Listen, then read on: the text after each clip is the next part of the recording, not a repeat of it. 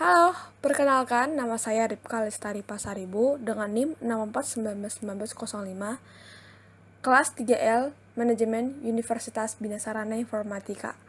Baik, saat ini saya akan memaparkan bagaimana mengenai pengukuran risiko itu. Jangan lupa untuk tetap menonton dan fokus supaya mengerti apa materi dari pengukuran risiko. Terima kasih. Baik, yang pertama itu pengukuran risiko. Pengertian pengukuran risiko adalah usaha untuk mengetahui besar atau kecilnya risiko yang akan terjadi. Hal ini dilakukan untuk melihat tinggi rendahnya risiko yang dihadapi perusahaan.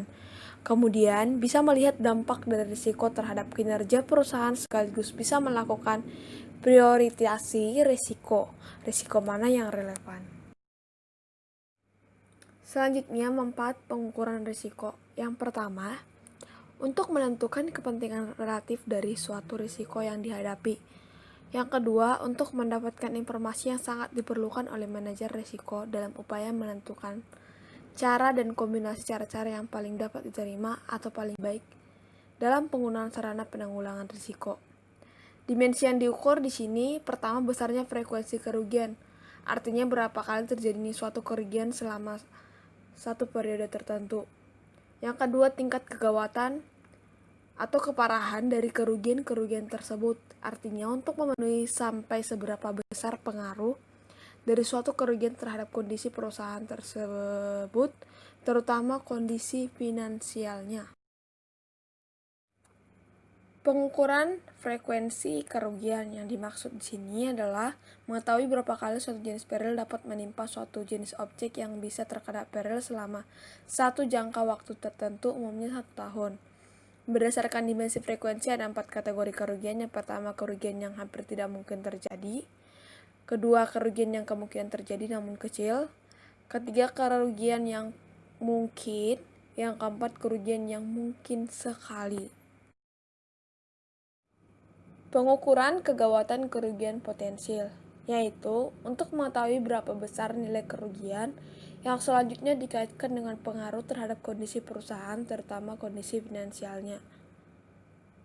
Di sini ada 3 hal yang perlu diperhatikan. Yang pertama, kemungkinan kerugian maksimum dari setiap peril. Yang kedua, probabilitas kerugian maksimum dari setiap peril.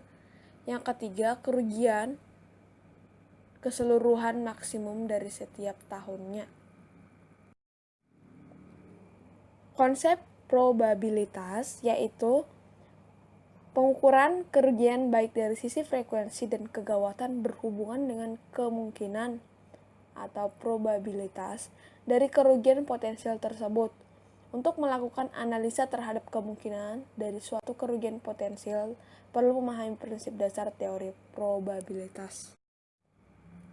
Menghindari risiko, yaitu menghindarkan harta, orang, atau kegiatan dari exposure dengan cara antara lain: 1. Menolak memiliki atau menerima atau melaksanakan kegiatan yang mengandung risiko, walaupun hanya untuk sementara.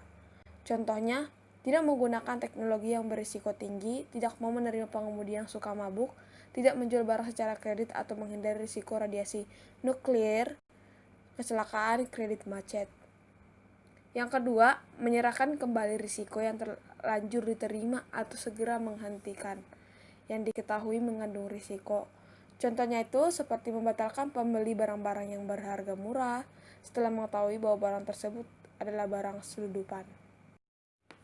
Nah, di sini ada beberapa karakteristik dasar yang harus diperhatikan yang berkaitan dengan penghindaran risiko. Antara lain, keadaan yang mengakibatkan tidak adanya kemungkinan untuk menghindari risiko, di mana makin luas pengertian risiko yang dihadapi akan semakin besar kemungkinan untuk menghindari.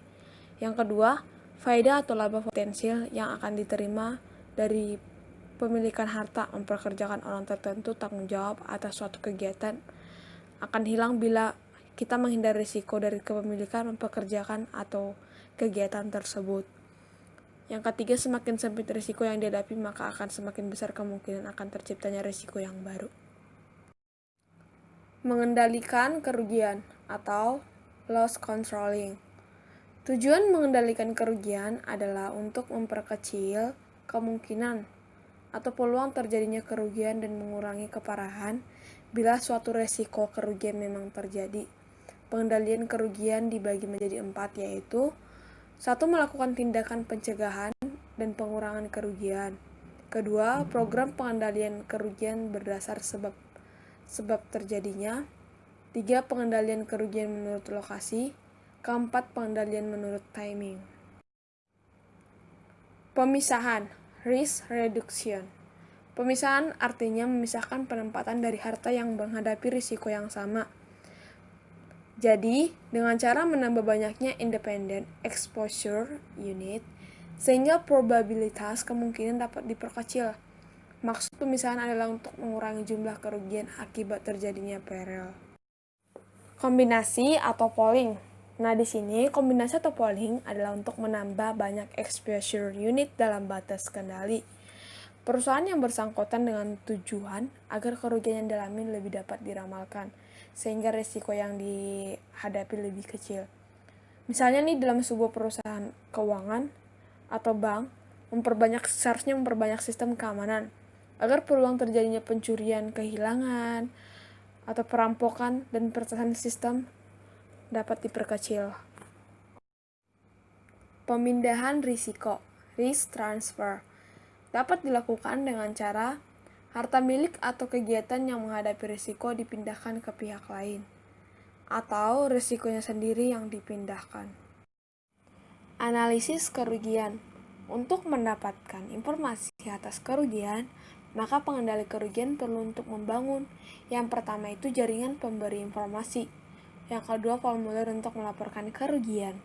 Informasi yang disediakan melalui laporan ini dapat dipergunakan untuk yang pertama itu mengukur performance manajerial lini.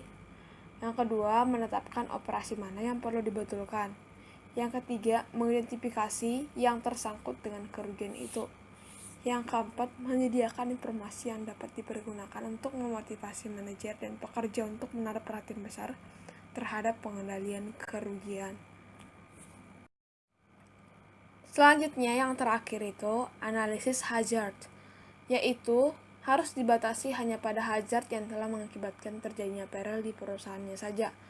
Perlunya pula menyelidiki hazard yang mungkin akan muncul, hazard dari pengalaman perusahaan lain atau pengalaman dari perusahaan asuransi. Alat-alat yang digunakan dalam menemukan hazard melalui inspeksi antara lain checklist, fault tree analysis.